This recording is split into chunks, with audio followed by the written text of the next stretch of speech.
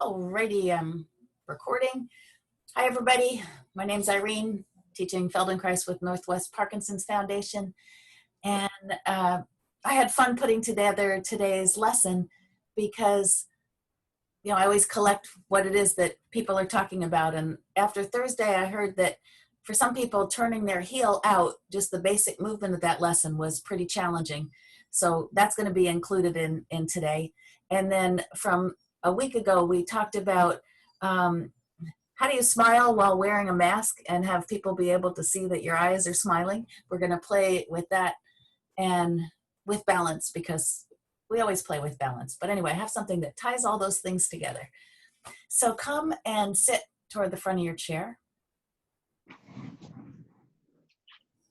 Oh, one other thing, for today's lesson, you're going to need a book about 1 inch thick or 1.5 inches thick,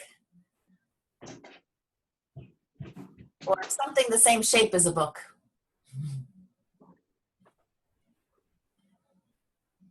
And we're not going to use it for a while, but just have it handy.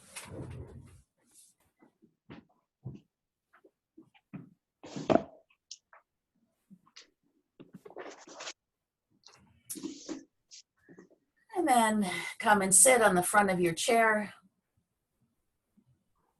Sense your sit bones. Is one of your sit bones clearer just clearer to you than the other one? Like you can sense, oh yeah, there's a sit bone, and on the other side, it's not as obvious that there's a sit bone in there. Yeah. Yes. And feel the width of your eyesight as your head is pointed straight ahead. How far out to the sides can you see?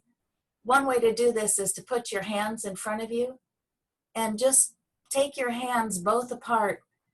And when do you lose track of your hands without moving your eyes left and right? Okay. Good. And we've talked about the lollipop with the short stick and the long stick. Just use your short stick. Use your neck to turn your head sideways. And close your eyes as you do this. And see, when your neck stops moving, do your eyes stop moving immediately, or do your eyes keep going? It's easier to sense with the eyes closed. So your neck turns, you get to the end where your neck says enough already, and do your eyes keep moving or do they stop?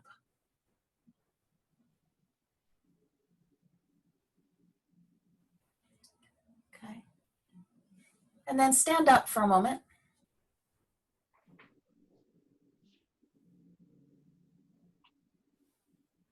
And do you have more weight on one foot than the other?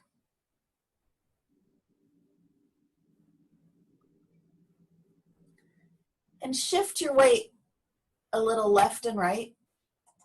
Just admitting Mira back in. And then making her co-host. Okay. And which way is it easier for you to shift the weight? Does it feel downhill in one direction and uphill in the other? What's different? And then turn around to look over your shoulder. Notice which way you chose to go. Okay. And then turn around and look over the other shoulder. Just see what that motion is like for you today. And then come back and sit down in the front of your chair, knees wide. Kick off your shoes if you have shoes on, if you're comfortable doing this without shoes. And close your eyes and exhale. And when you inhale, where's the first place the air goes? So there's a sensation you can follow that one part of you moves first when the air comes in. One part of your lungs, your inside expands. And then it's like a flower that blooms that takes up the rest of that internal space. And notice which petals unfurl first. You might have to try this on a few breaths. But we all have habits for where we put the air first, and then if you need more air, where else does it go?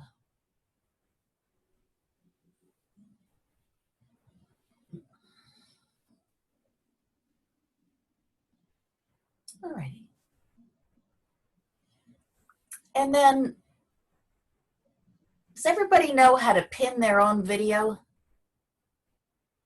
So up in the upper right-hand corner of your little box, there's, if you hover over there, it'll say mute or unmute and 3 dot dot dots.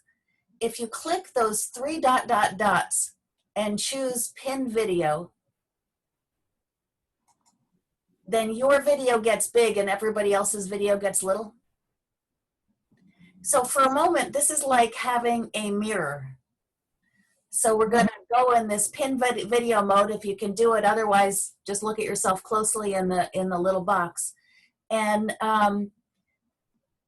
smile and look at your eyes. What do your eyes do as you smile?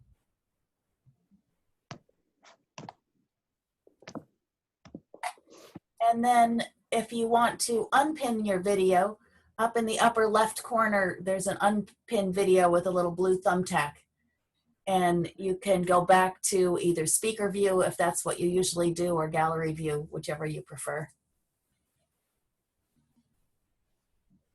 I find if you put yourself on pin the whole time, it makes me very self-conscious when I do that, so I don't usually do that, but it's handy.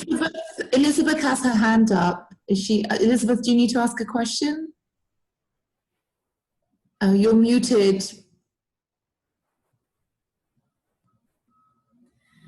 I don't believe I had my hand up. I was looking to find the dots on my Okay, you pressed the blue button. Okay. I'm sorry. It's okay. I'll mute you. Okay.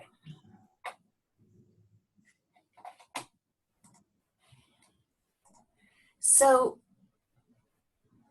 anyway, that'll be, we're going to look at ourselves after we work with one side. So touch both of your ear holes for a moment, just to feel where they are. If you close your eyes, it's easier to sense. And you could use your fingers to go, how far are your ears from your chin? How far are your ears from the top of your head? How far back are your ear holes from your nose? Is it the same distance, left and right, from your nose to your ear holes?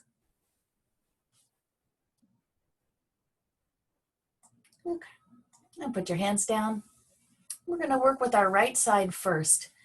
Close your eyes, and with both eyes, look to your ear hole on the right side. So your eyes are closed and they're just looking toward your ear, and then come back. And notice, do it many times. When you do it, is it a smooth motion or is it a jump, jump, jump, like a little stutter motion? Is it easy and then it gets thick and hard near the end, like you feel like you're having to force a little bit? Is it a straight line or is there a little hump or a little dip in it?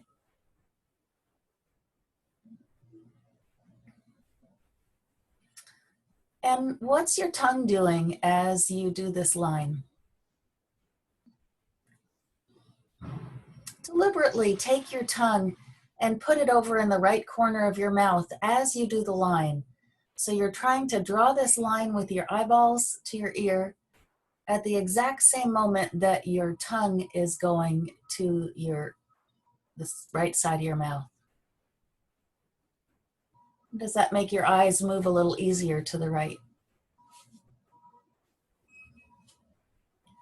And now gently, very gently, put your tongue between your teeth to hold it still in the middle. And move your eyeballs to look toward your right ear. And did that make it harder or easier? And then let go of your tongue, let your jaw be relaxed, and just take your eyeballs to your ear a few more times. And try doing it fast and light, like it's just a little flick. Like you're driving and your eyes flick to the side of the road to see something and then they flick back. Okay. And now put your hands up like we did before and take your hands wider And see if like the right hand can go a little further and you could still see it.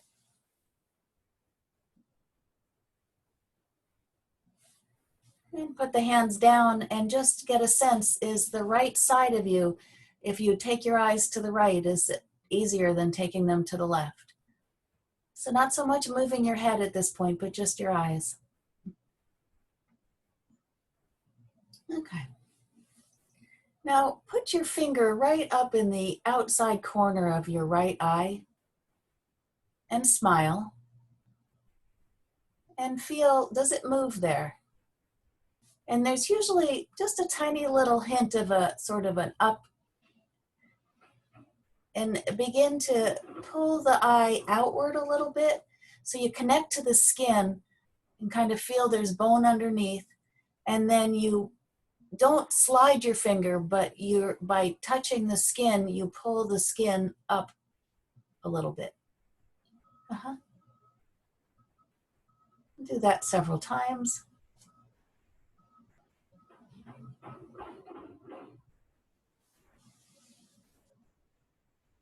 And let that go. And then put your hand out as if you were putting it on a doorknob. And turn the doorknob as if you were going to open it. Just to identify which direction. If you go to the door and you turn the handle, which way? I have to look at the door in order to do that. But it's a clockwise direction.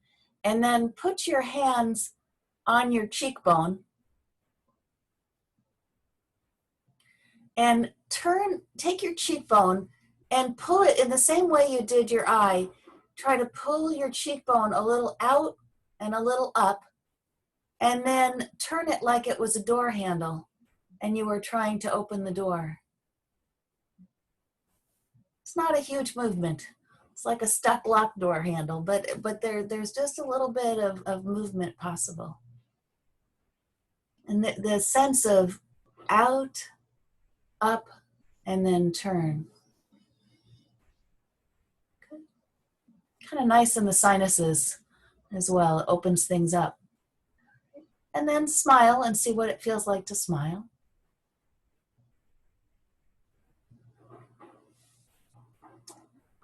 Put your fingers just on your temple, but on the right side. And smile and feel what that skin does. And invite it in that same pattern of over and up. You can move your fingers to different spots on the right side of your forehead and think, widen it and up, widen and up.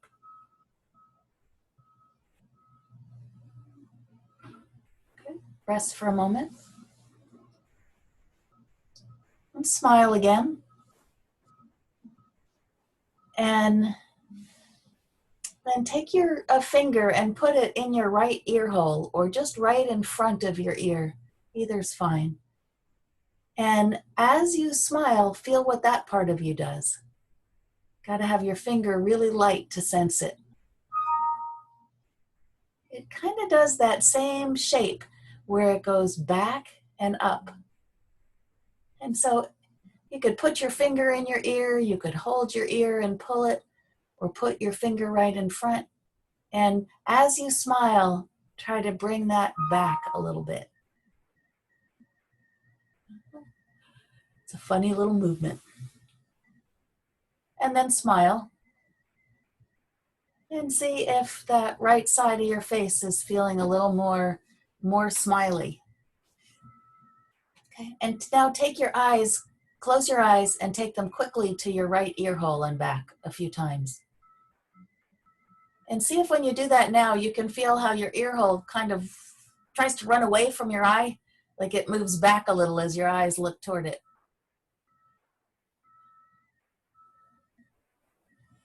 One of those things we don't really think about our ears and smiling, or our hairline and smiling, but it's all connected. Okay. You can close your eyes. Feel for differences in mobility on the two sides of your face. Do your eyes feel like they're at the same height, or is one lower than the other in your sensation? Does your cheek or neck or shoulder feel different on the right and the left? And if you exhale and take a breath in, does the flowering of the air in your lungs, do you start in the same place and expand the same way you did before, or has it changed a little?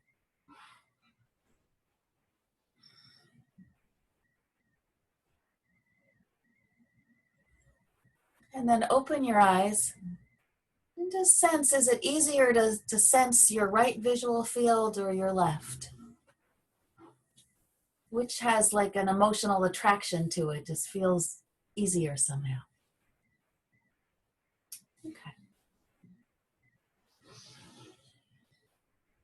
And turn your short stick again. You can do this with your eyes closed. So just use your neck to turn and see if your eyes continue moving in a different way than they did after the stick stops turning. So you turn your neck and see if there's a little bit of independence in your right eye, if it can go a little bit more after the neck turns.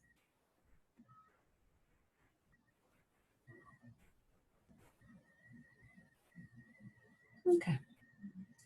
Now we're going to work with our feet for a little bit, with our right foot. And we're going to look for the top of the fibula. So if you put your thumb on top of your right knee, your right thumb, your forefinger comes down and can touch this bump on the fibula.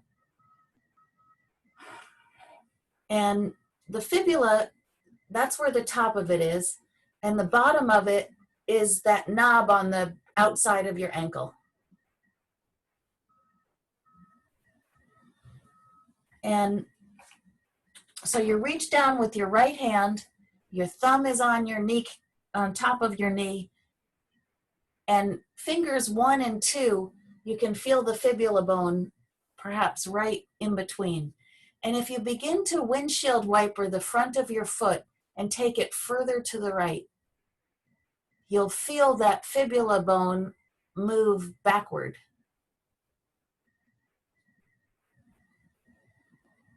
So with your left hand, give me 5 fingers if yes, I can feel my fibula moving. 0 fingers if what?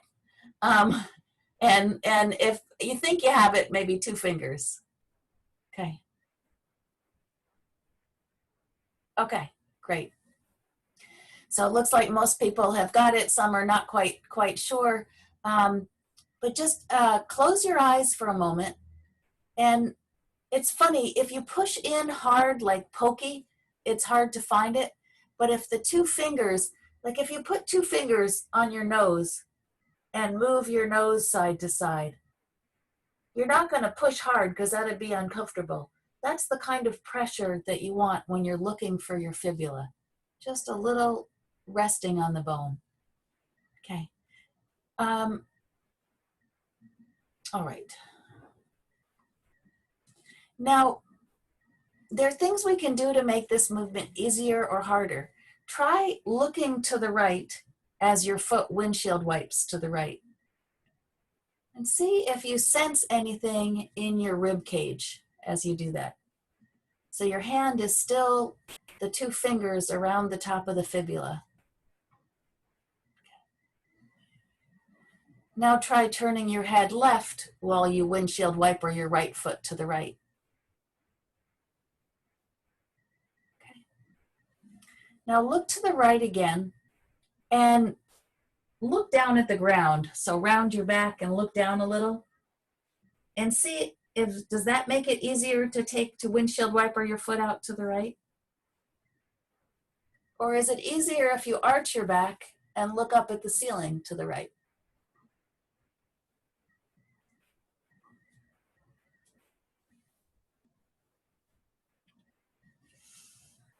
And some of the differences are subtle, but just by looking for them, now windshield wiper your foot and see if it's going a little further, a little easier in that movement. And you can use your fingers to help your fibula move. And there's a little bit that the fibula wraps around to the back and it can come up a little bit. Okay.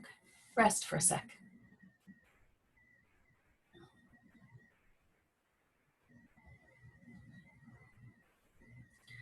So now close your eyes. Keep your hand on your fibula there.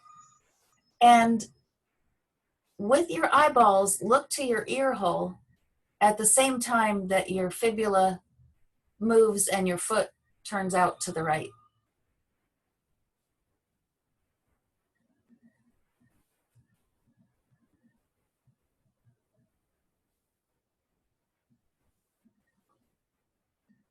Okay.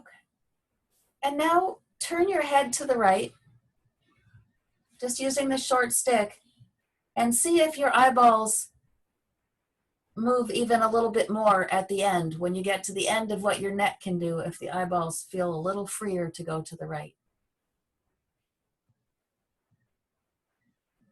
All right, so get your book out. And, whoops, I put mine on the floor, but I want to use it as a demo. So you've got your book, and you've got your right foot. You're going to put your right foot on the edge of your foot on the book so you can drop your, except this is a left foot, so that's, you want to be able to drop the pinky toe, there we go, the equivalent here. So you want to be able to drop the pinky toe sideways off the book. So your big toe side is on the book with your right foot, and the pinky toe's hanging off. That makes sense? Okay. Put your 2 fingers on your fibula again and feel, what does the fibula do as you drop that edge of your foot?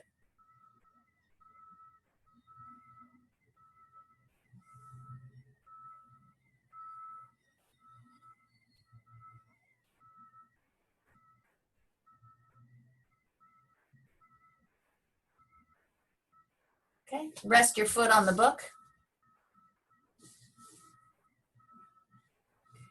And put just your forefoot on the book so your heel is hanging free. And pivot your right heel inward toward your left.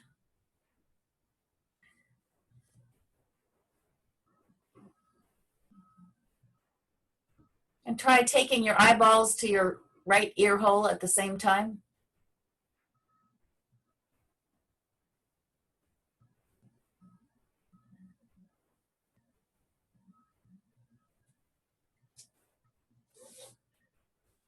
And rest.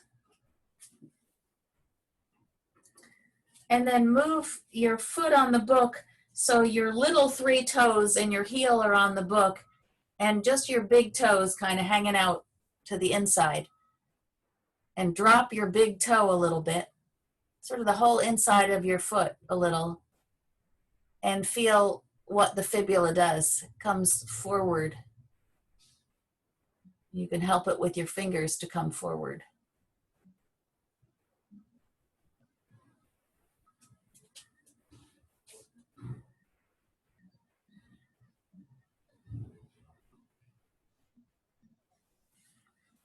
And then let your heel hang off the book again. Close your eyes. And take your heel a little up and down and left and right. And then make a little circle with your heel. You could take your hand off your fibula for a moment. Close your eyes so that your sensation is stronger. And see what your eyeball does as your heel makes this little circle. So sometimes the heel is higher than the book, sometimes it's lower. It's pointed left or pointed right. And see if the right side of your eyeball, it feels like it can, because the eyeball circles a little as you do this usually, and if they go to the right, a little easier. Okay. Rest for a moment, take your foot off the book, close your eyes. Look for sensation differences right and left. Are your shoulders the same height? Are your knees the same height? Are your feet the same height? How about your ear holes? It's always interesting how the sensation when we're halfway through a lesson can be so different left and right.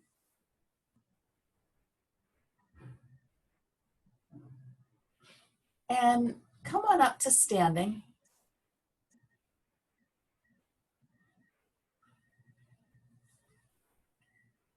And which foot are you standing more on?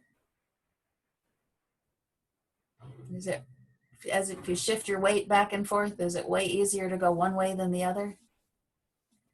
And turn around in a little circle around yourself.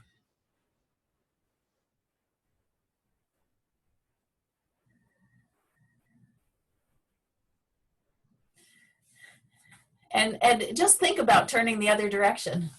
It's like the body doesn't really want to. It's one way is easier. Okay, and go for a little walk. Enjoy your lopsidedness.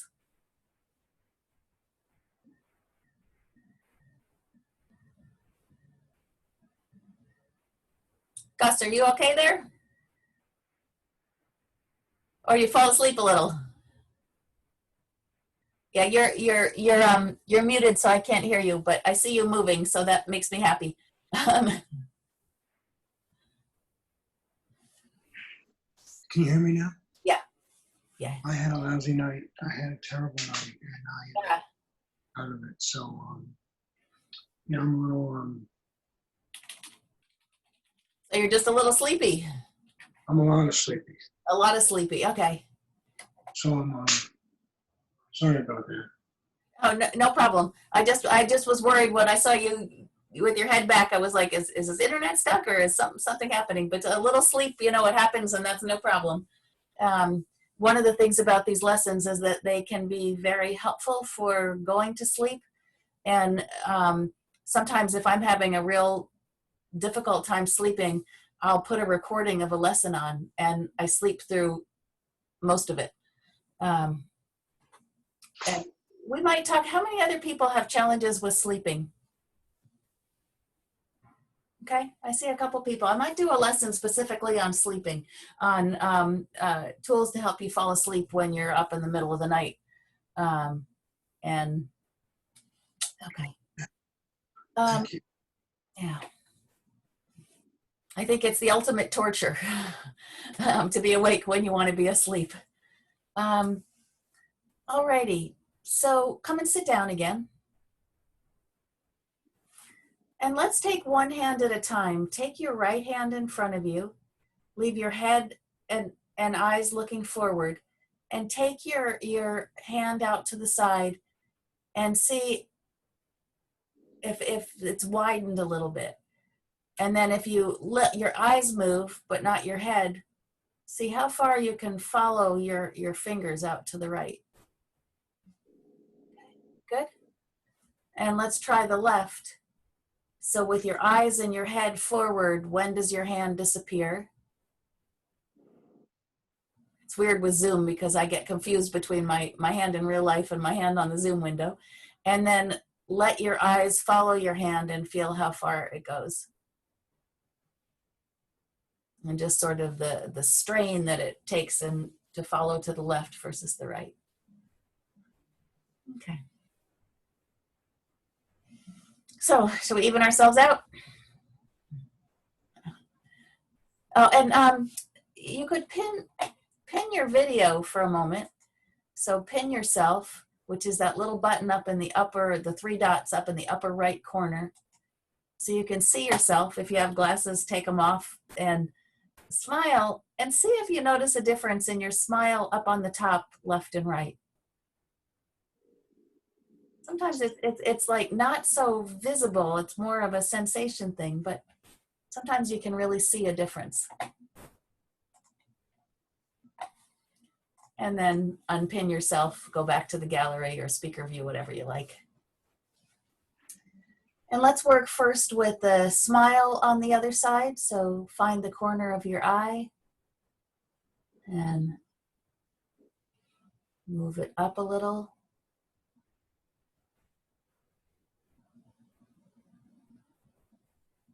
And put your hand out like it was on a door. Let's see, we want to go. And close the door with your hand. So, and then when you put your hand on your cheek, you're pulling your cheek towards your ear, up a little, and then rotating your thumb up. You could rotate both ways. Kind of feels nice going both ways. It opens different sinuses. This is really handy, this little motion, if you have a stuffy nose, allergies, sinus infection, to open things up. Good. Let it go.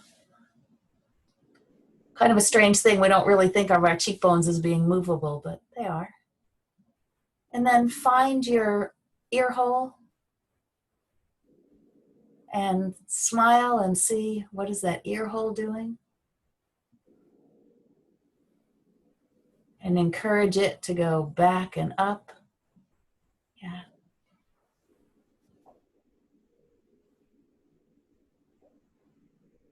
Rest for a moment. Close your eyes and take your eyes toward that ear hole a few times, or many times. Just notice, is the line smooth? Is it straight, or does it have a curve to it?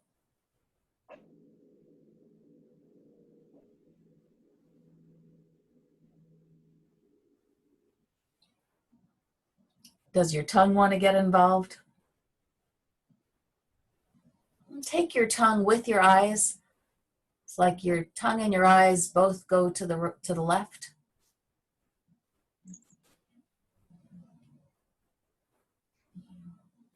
And then gently hold your tongue between your teeth and take your eyes to the left again.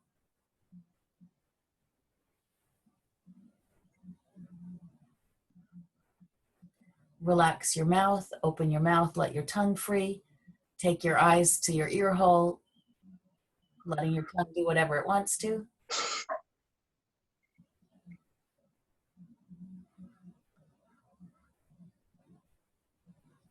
Rest for a moment. And see if you just want to take a breath after that. And if the breath now, when it goes in, does the flower begin to open in a different part of your body as the breath starts and then continues? Let's see, what did I forget? Find in your forehead here, do that little motion of you sink in so you can feel the bone under, but you're not pressing hard, so that when you move, the whole skin slides a little left and a little up. And you just find different spots and slide left and a little up.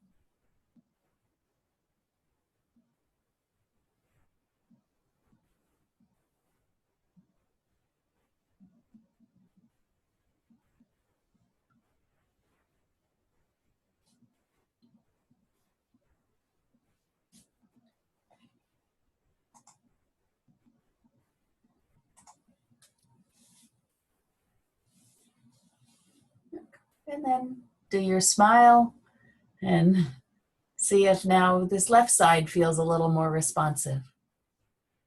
Because people, when you're wearing a mask, when your cheekbones move like that, when they go up with a smile, everything crinkles and it's easier to see. Okay, let's play with our foot on the left side. So find your left fibula by putting your thumb on top of your knee, your two fingers hanging down, and then windshield wiping the left foot out to the left. And close your eyes and as your foot goes to the left, take your eyeballs to your ear hole. Both eyeballs look toward the left ear hole.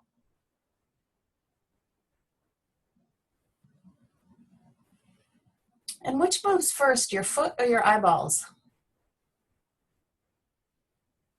Do they go exactly the same speed? Do they start at the same motion and end at the same motion? See if you can time them so it's like they were wired directly together.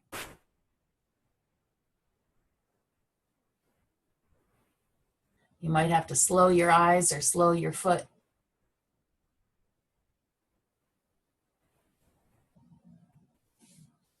And rest. Close your eyes, and even with your eyes closed, sense if your left visual field is expanding now.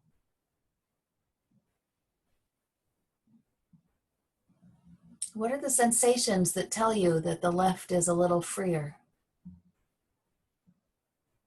You might turn your head using the short stick to the left and see if your eyes are now being able to go a little further left independently of your neck.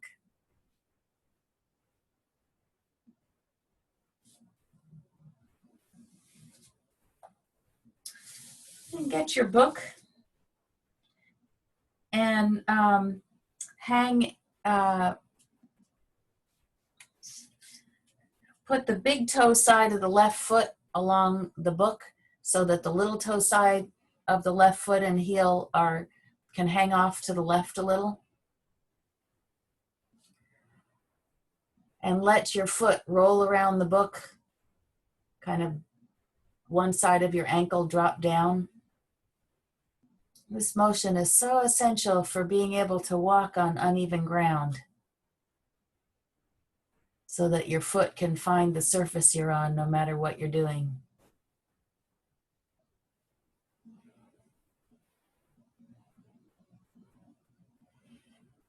Sense what the head of the fibula is doing. If you want, you can reach over and find the ankle bone at the bottom on the outside. That's the bottom of the fibula. And for you to roll your foot around the edge of the book, that bone has to go down and back a little bit.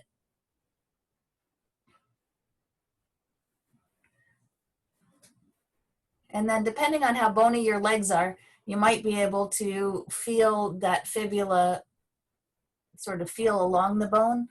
Some people have either muscle or fat there that you can't feel it as well. You have to be pretty skinny in order to feel that all the way up. And come back up to the top of it. And put the front of your foot, the ball of your foot on the book, and take your heel to the right. And feel how the head of the fibula wraps around to the back when your heel goes right.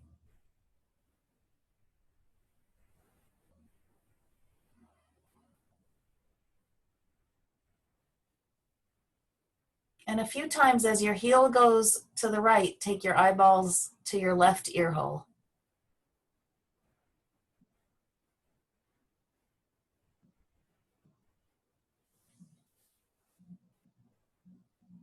Let that go. Take your book off your foot off your book. Rest for a moment.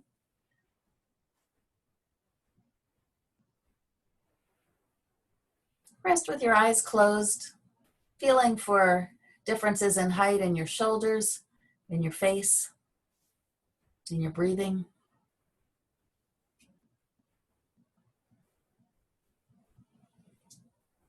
Put the front of your foot on your book again.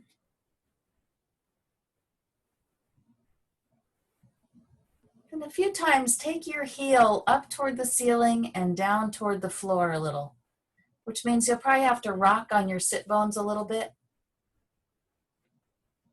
That'll make it easier. And just begin to notice, do your eyes do something? When your heel is down, do your eyes look up or do they look down? When your heel is up, do your eyes look down or up? And just let the eyes do whatever they do. And then take the heel left and right.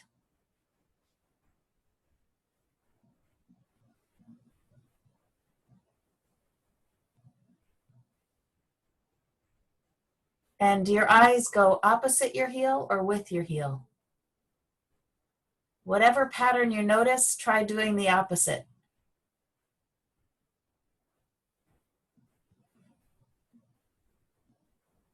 And one will probably feel more fluid than the other if your eyes are with your heel or opposite your heel. Good. Push your book aside. And now just do the windshield wiper with your left foot. And you don't even need to hold your fibula now. Can you sense the fibula moving? And there might be a sensation of right in your foot, as if somebody had their hand on it and was rotating this back toward the outside of your ankle. So it lifts up your arch and rolls around. You can imagine that movement. And that's the movement that pulls you up onto your arches so that the weight's out toward the fourth and gives you the stability that we've talked about before. Put your left hand in front of you. Take it out to the side without turning your head. And just see now how far can your eyes follow your hand.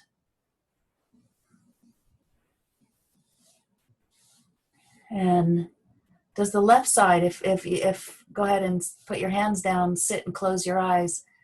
Now which eyeball is lower, which shoulder is lower, which knee is lower, which foot? It's like the floor might feel like it's a different height left and right.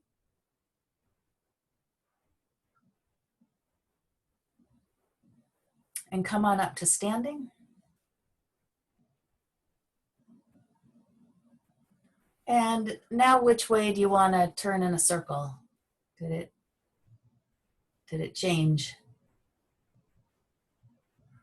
And is there a way that your eyeballs are just freer to lead you around in the circle on the side?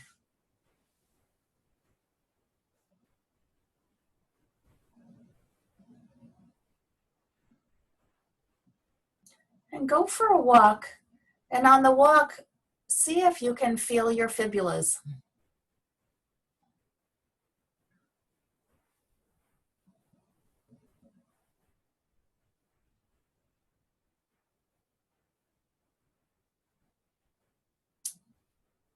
And stop with one foot in front of the other.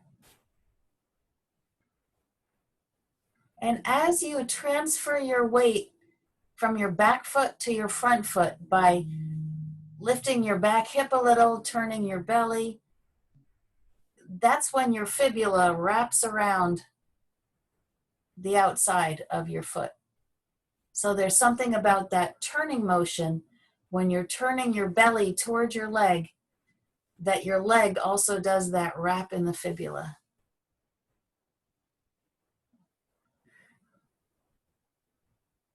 So the leg you're coming onto, the fibula goes backward as you come onto it.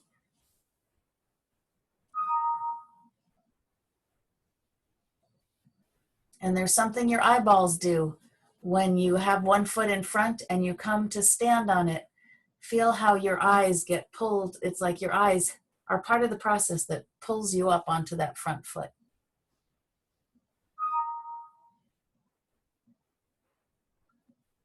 Alrighty. Come and sit down by your computer again.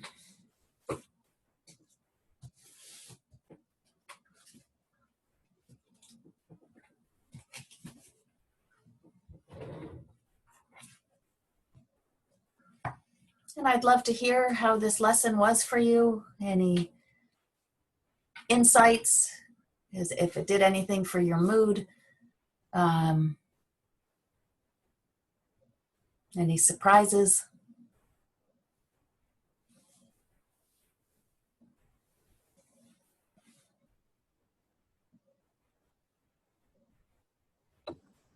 I think I found the difference is extremely subtle, so much so I'm not sure I could tell the difference in whether I eased up or it was easier to do things after. eye motions. So somehow I'm not getting it strongly. Okay.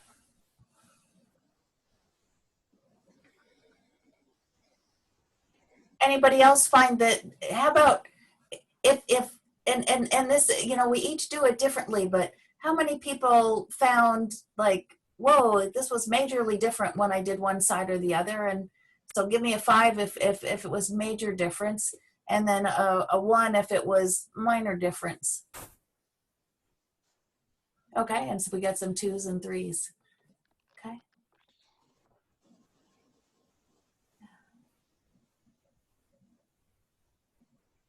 Hi.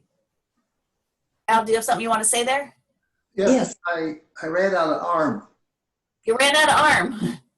My eyes were way beyond that. Uh-huh. So whenever there's one of these situations, like some lessons I feel a lot of change and some less change, I'm never sure what of the, did I feel a lot of change because I really needed this lesson? Or did I not feel a lot of change because I already got this? Or because maybe I wasn't understanding it, or something else going on that has to be unlocked first? And that's why a lot of the lessons have some similar pieces, but we come in from different directions to see which is going to have the impact for each of us, because each of us has different limitations. And I have this herniated disc in my back and a scoliosis in my back that impacts everything I do. And so certain lessons really have major changes because it straightens me out a little bit.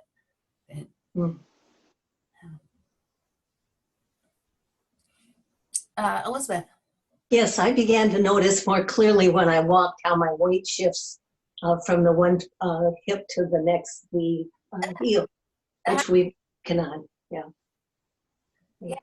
That's a cool thing, because once you notice it, then you can realize when it's not happening and have some ideas of what to do to help it happen.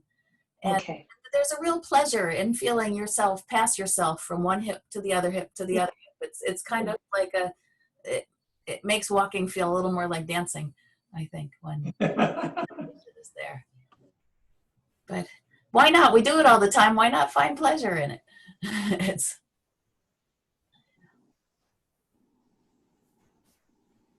Sometimes I notice that you use a skeleton there for display, and that helps to identify a bone. yeah.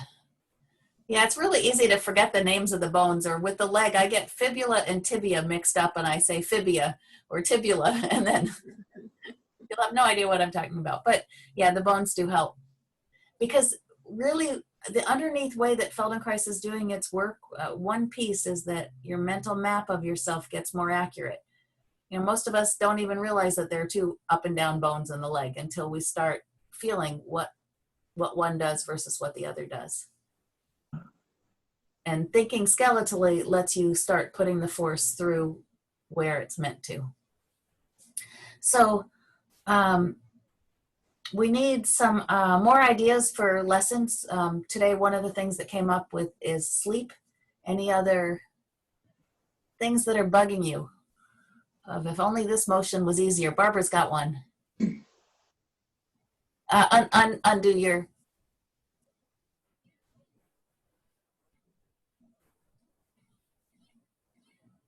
Sleep. Sleep, okay. So both Just emphasizing it. okay. Sharon. Shoulders. Shoulders, okay. Neck tilt. Uneven shoulders. You vote for shoulders, okay. And Elizabeth? I have a lot of congestion in the back of my throat that just feels like it never wants to go away completely. Okay. That's definitely I find that I want to go to sleep all the time. so you need alertness I need to lesson. know that. Now, there are some things that make a difference with that. If you're back on your sit bones and slumped a little bit, much easier to fall asleep. If you're on the forward part of your sit bones, harder to. So that's a trick I use if I'm, you know, in some boring meeting and I'm online on Zoom and people can see when I fall asleep and I don't want it to. If I just lean a little forward into it, then I'm less likely to fall asleep. So We go back again and do swallowing. yes. Mm-hmm. That one would be a good one to work on along with the congestion in the back of the throat. That would be good. That one, it's like for many of you, it's not yet an issue, but it does often become an issue, and it's one of the worst of the end stage symptoms. And so if you build your skills, it takes longer before that happens. Alrighty, I have a question for everybody. How many of you could lie down on the floor, like you could put a pad or a towel? Okay. And how many of you, let me do it the other way, would find either getting down to the floor or getting back up an impossibility? Okay. There are a whole bunch of really fun Feldenkrais lessons that are done lying down. And when we take away gravity, it is easier to work on the posture of the head and some of the swallowing and shoulder things. So I may, I'd like to do the sleep one as a lying down lesson. I may put you all to sleep as we're doing it, but you get a nap on the floor. So if getting down to the floor is hard, you could also do these lessons lying on your bed, but you'd need to have your computer or your iPad or whatever you're using being able to see you. It's still going to be really important that I see you in order to keep it safe for you in the lessons. So you might be thinking between now and Thursday of what you could do to tilt your screen so that it can see on the floor, and or if you want to do it in your, do the lesson in your bedroom, make your bed before class and figure out how to get your computer there. Okay. I'm going to stop recording.